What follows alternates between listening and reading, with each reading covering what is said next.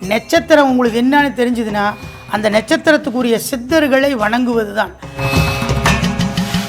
அந்த 27 நட்சத்திரங்களுக்கும் 18 சித்தர்கள் தான் மூலம். வழிபாடில் இன்னைக்கு பார்த்தீங்கன்னா எல்லாம் பணம்னு ஆயிடுது.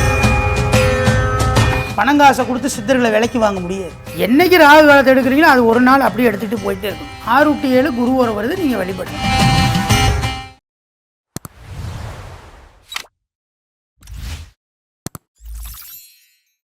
அதாவது உங்களுக்கான சித்தரை நீங்கள் அறியணும் அப்படின்னா உங்களால் அறிஞ்சிக்க முடியாது. ஆனால் உங்களுக்கு நட்சத்திரம்னு ஒன்று இருக்கும். சித்தர்கள் சொன்னது என்ன அப்படின்னா, ராசியை சொல்ல, ஜாதகங்களை சொல்ல, அதாவது பார்த்தீங்க அப்படின்னா அண்டம் பேரண்டம் இதை தாண்டி ஒன்று இருக்குது அப்படின்னா சுத்தவெளி. சுத்தவெளி அப்படின்னா அங்கே நட்சத்திரம், நட்சத்திரத்துக்கு அப்புறம் சுத்தவெளி, கடைசி நிலை எதுனா நட்சத்திரம் தான்.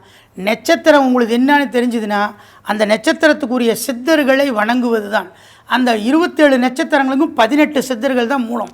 நீங்கள் இப்போ ராமதேவர்னு சொல்லலாம், ராமதேவருக்கு 2-3 பேர் இருக்குது, புரியுதா இல்லைங்களா? அது மாதிரி நீங்கள் ஒவ்வொரு சித்தர்களையும் இந்த 18 சித்தர்களை தான் முதல்ல நம்ம குறிப்பிடணும்.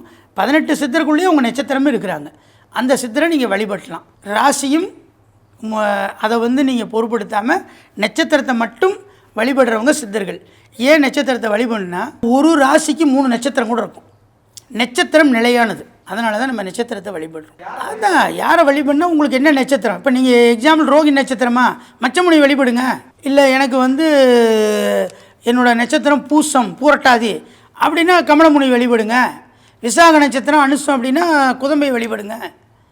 இப்படி உங்களுக்கான நட்சத்திரம் சித்தர்கள் எல்லாத்தையும் நாங்கள் பதிவிட்டுருக்குறோம். ஏன் அப்படின்னா வரவங்க இந்த மாதிரி தினக்கூடாது தான் பாருங்கள். ஒவ்வொரு இதுலேயும் நட்சத்திரம் மேலே எழுதப்பட்டிருக்கு.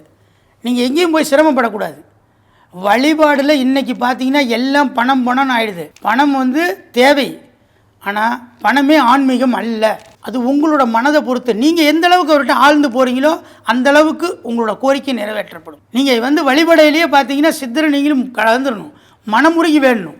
நம்ம வரோம், சாமி சொல்லிட்டாரு, 3 விளக்கு போட சொன்னார், ஒரு இனிப்பு வச்சு சொன்னார் அப்படின்னு சொல்லிட்டு நீங்கள் பாட்டுக்கு வழிபட்டு ஒரு பத்தி குச்சி போட்டு ஒரு மாலை போட்டு போனீங்கன்னா யதார்த்தமாக தான் இருக்கும். நீங்கள் மனமுருகி கேட்கணும். சித்தர்கள்ட்ட கேட்குறது மனமுருகி, உன்னை தவிர எனக்கு வேறு எதுவும் இல்லை, நீங்கள் தாங்க சாமி எனக்கு எல்லாமே, நீங்கள் கொடுங்க, எனக்கு பண்ணுங்க, அதை வழிபடணும்.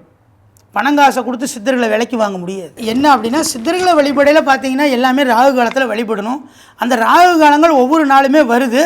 அன்னைக்கு உங்களுக்கான ஒரு ராகு காலத்தை எடுத்துட்டிங்கன்னா அந்த நாளை தவிர வேறு எதுவும் நீங்கள் மாற்றக்கூடாது.